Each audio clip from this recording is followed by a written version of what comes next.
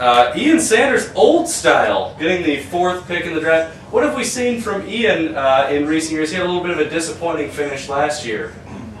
First of all, I want to comment that old style tastes like Pabst, but with a little bit of shit mixed in. Just as, can you repeat the question? That's all I've been thinking about since the draft started, is how shitty old style We're just going to tastes. go ahead and skip that one. Who do we think is going with the 4th pick here, guys? Well, Ian is a beloved Cubs fan, so I don't think he's going to pick Ryan Braun with this pick, even though I think he should. I think he'll let his emotions get in line. I think he'll take that.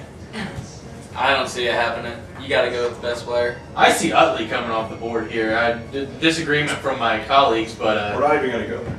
but second base is always a real scarce position. He's a sure thing. He's always going to be a sure thing. He's really been pretty consistent with his stats. Interesting that we see an argument that says that he's a Cubs fan, therefore he's going to pick a Dodger. I find that to be a little interesting, but Brewers are in the division. I understand His this. fanhood is second to none. I appreciate Ian Sanders' fanhood towards the Cubs. Old style sucks.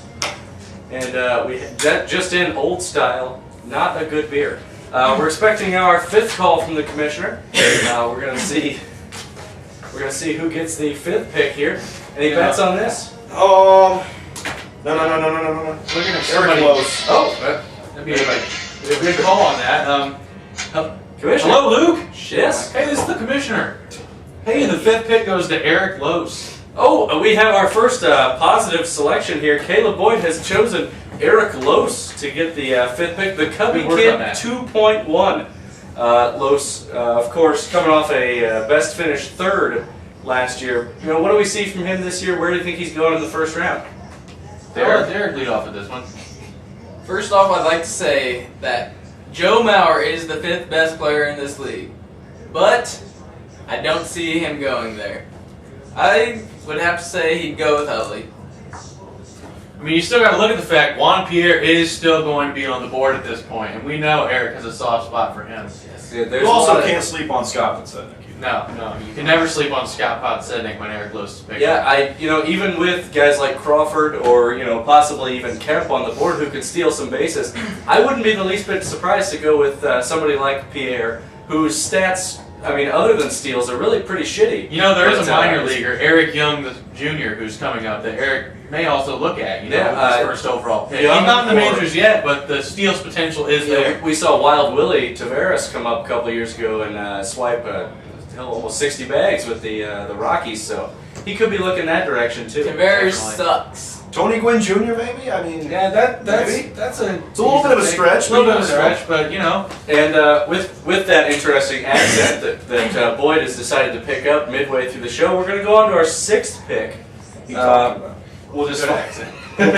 we'll just find out who that is here. Phone call coming in from the commissioner here. All right, Commissioner.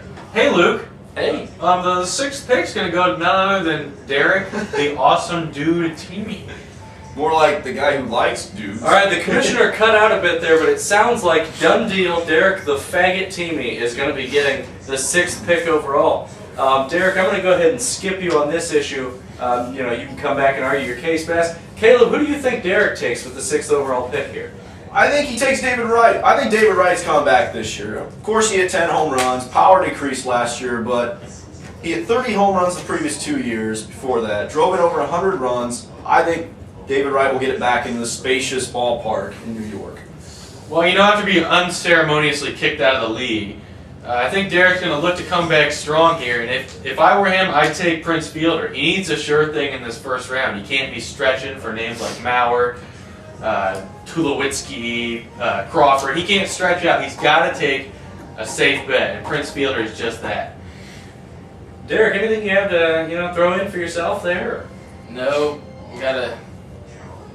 I like to keep my drafting secretly. Oh, all right. Well, That sounded stupid. that's okay. Cut that out. It's okay.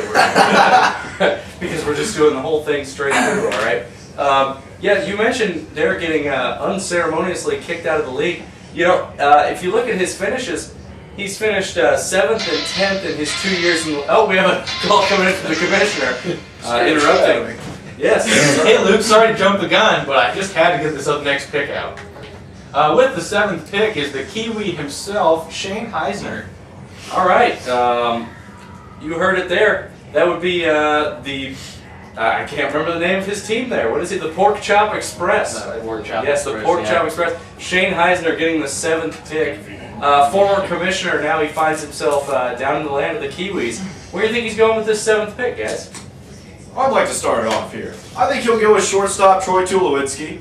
Shane is notorious for, picking some high upside players, and Troy's a high upside guy. Had a great year 2 years ago, struggled the year after that, or excuse me, 3 years ago, struggled the year after that with injuries. Then last year came back with a really, really nice year in Colorado. I think he'll be a safe bet though this year. I think you could put Tulowitzki in at the number 7 pick. I agree. That's probably the direction Shane would go. Either that or Matt Kemp. He often likes to go with that high risk, high reward pick, and he can either be up top or down low after the draft ends with his dangerous picks. Yeah, we've seen that strategy pay off for him a couple of times. He's finished 4th a couple different years. He did have a kind of a down year last year, finishing 8th. Derek, where do you think he's going with this? With what Alex said, I wouldn't be surprised if he picked Carl Crawford here. He is in the last year of his contract. He's playing for money, and I think Shane sees that, and he's definitely willing got to the take the wheels. risk. Also, don't sleep on Scott Richmond, the only New Zealand-born player in the major leagues. Actually, not New Zealand-born, New Zealand citizen. Ah, well. He's the only New Zealand player in the major leagues right now. I don't see Shane going that way the first round, but look for it later in the draft. Depending on how his draft unfolds, I wouldn't be surprised to see him go that direction somewhere in the later rounds, just to get a kick out of it. Or I must say that is some good research there. I worked hard on that one. Yeah, that's Pulled valuable that stuff. nugget right out of my ass. And then onward, we're going to go to our 8th pick there. Yeah, it was. Let's see, Commissioner. We'll be waiting for his phone call here. Hey, let's in the meantime go to our sponsors. Thank them for what they've done. Yeah, you gotta do that. You're welcome. Oh, thought we were cutting. Next. I thought we were He's cutting next. a commercial. Oh, the commissioner phone call here. always a good decision. Commissioner. Hey, Hi, how are you? doing pretty well. The 8th pick goes to the best-looking player in the entire draft. That'd be Alex. All right, you heard it there. The 8th pick goes to Luke Whittem. I already have my pick. I'm starting to think this draft order is a little conspiracy. All right, all kidding aside, the 3rd best player in the league, a job well done, Alex Ainsworth getting the 8th pick there. Alex, I don't know if you like to keep yourself secret like Derek does here, so I'm going to start with Caleb. Where do you think Alex is going with the 8th pick Well, here? I think Alex will go with Chase Utley here. I think Utley's still going to be on the board, and I think Alex will take him in this situation. I see, with what I've seen from Alex's talking, I'd see him going with Ryan Howard. He likes to try to go with the sure bet for getting stats. Homers, big key in the first round. Tell you one thing, don't sleep on Albert Bell. He's still relevant. Albert Bell, a tremendous White Sox Upside pick there.